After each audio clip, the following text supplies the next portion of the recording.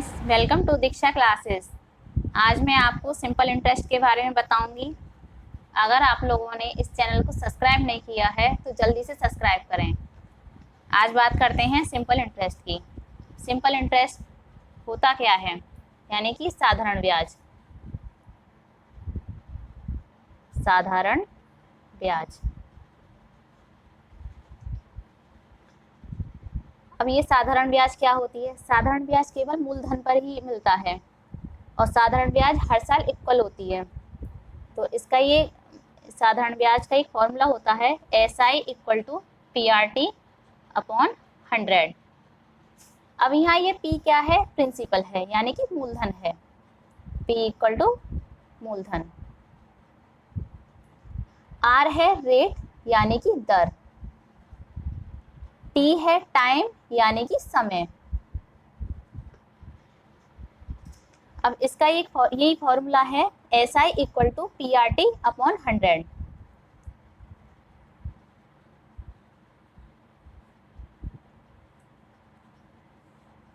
अब मैं आप लोगों को इसी के कुछ एग्जाम्पल बताऊंगी साधारण ब्याज पर। एक एग्जाम्पल ले लेते हैं।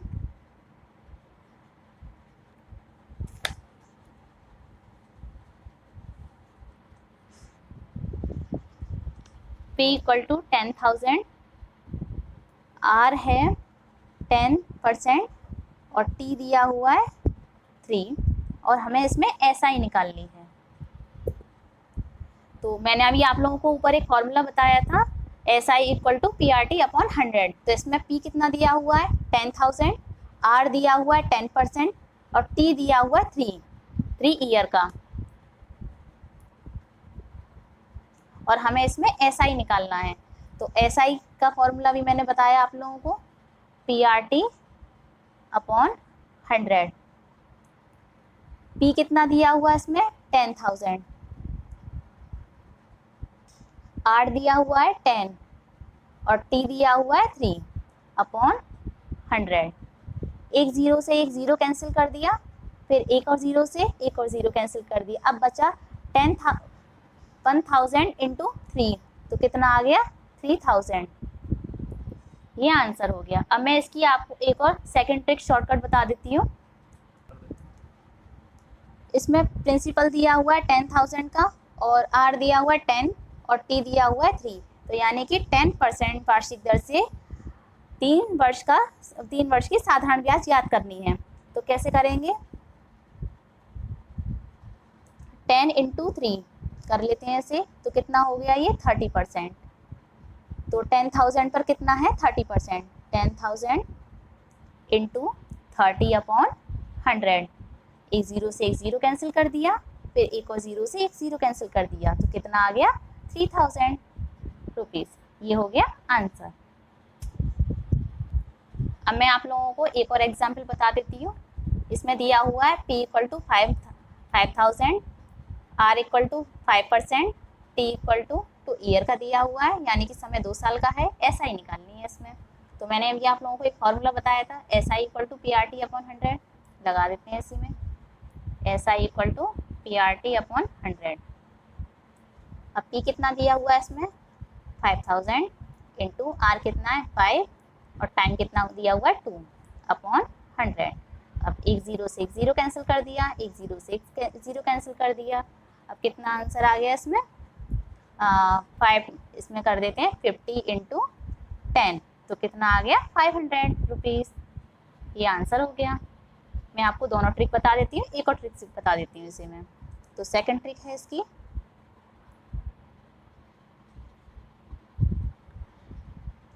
अब R कितना दिया हुआ था? 5 और T कितना दिया हुआ था? 2, यानी कि 2 साल का समय दिया होता है इसमें। तो 5 इंटू 2 कितना हो गया? 10%।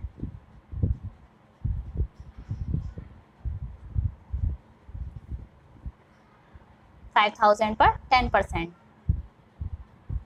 5,000 का 10% हो गया। अब एक जीरो से एक जीरो कैंसिल कर दिया, एक जीरो से एक जीरो कैंसिल कर दिया, तो कितना आ गया? 500 रुपीज़ आंसर। अब मैं SI से रिलेटेड ही मैं आपको कुछ इंपॉर्टेंट क्वेश्चन बता देती हूँ। नेक्स्ट क्वेश्चन है ₹4,000 का 10% वार्षिक दर से 2 वर्ष का साधारण ब्याज ज्ञात करना है। तो अभी मैंने आप लोगों को फॉर्मूला ही बताया था साधारण ब्याज का। तो SI equal to PRT upon 100। अब इसमें P कितना दिया हुआ है 4000, R कितना दिया हुआ है 10, T कितना दिया हुआ है 2 अपॉन 100। अब एक जीरो से एक जीरो कैंसिल कर दिया, एक जीरो से एक जीरो कैंसिल कर दिया, तो कितना आ गया इसका आंसर 800 रुपीज़। अब मैंने आपको इसकी एक और ट्रिक बताई थी, शॉर्ट ट्रिक, तो मैं बता देती हूँ यहाँ।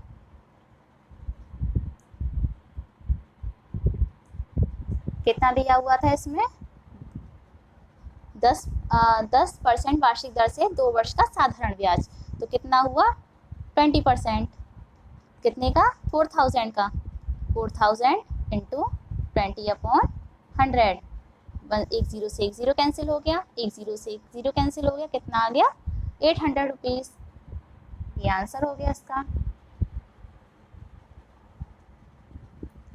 अब नेक्स्ट क्वेश्चन आता है 5% वार्षिक ब्याज साधारण ब्याज की दर से ₹4500 का 3 वर्ष का साधारण ब्याज क्या होगा। तो अभी मैंने आप लोगों को वही फॉर्मूला बताया, SI equal to PRT upon 100।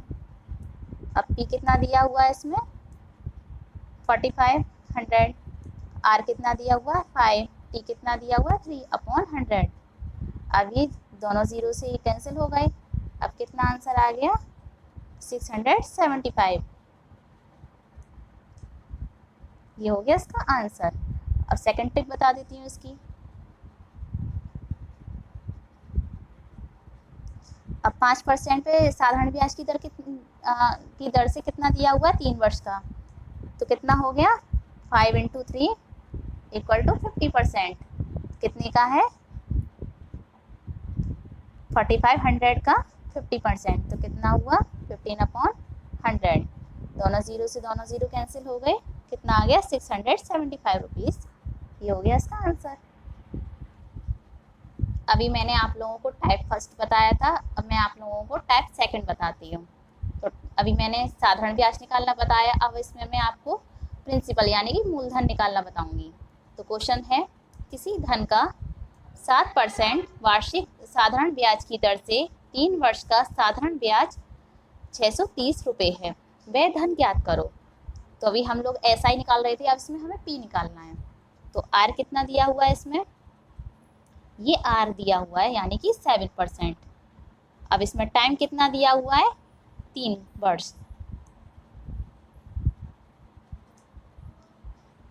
अब इसमें SI कितनी दे रखी है 630।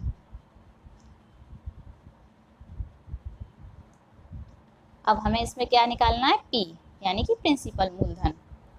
तो इसे कैसे निकालेंगे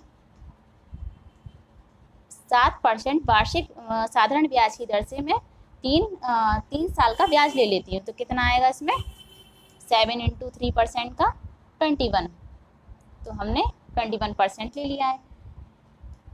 अब 21% का कितना होगा, साधारण ब्याज कितनी थी 630 रुपये। जब 21% की 630 है तो 1% की कितनी होगी इसमें 30 होगी, और 100% की कितनी होगी 3000। तो इसमें मूलधन कितना आया 3000। ये हो गया आपका आंसर। अगर आप लोगों ने इस चैनल को अभी लाइक सब्सक्राइब नहीं किया है तो प्लीज़ इसे जल्दी से सब्सक्राइब कर दीजिए। अब बात करते हैं टाइप 3 की।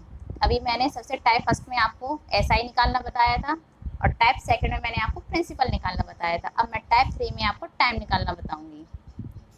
क्वेश्चन है साधारण ब्याज पर 5 वर्षों में कोई धनराशि 2 गुनी हो जाती है, धनराशि कितने वर्षों में 8 गुनी हो जाएगी।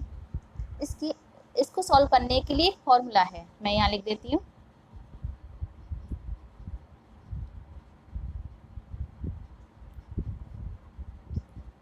T1 upon T2 N1 minus 1 upon N2 minus 1, ये फॉर्मूला है।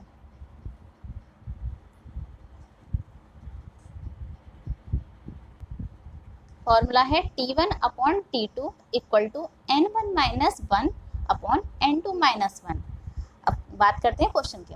साधारण ब्याज पर कितने वर्षों की कोई धनराशि दोगुनी हो जाती है? 5 वर्षों की।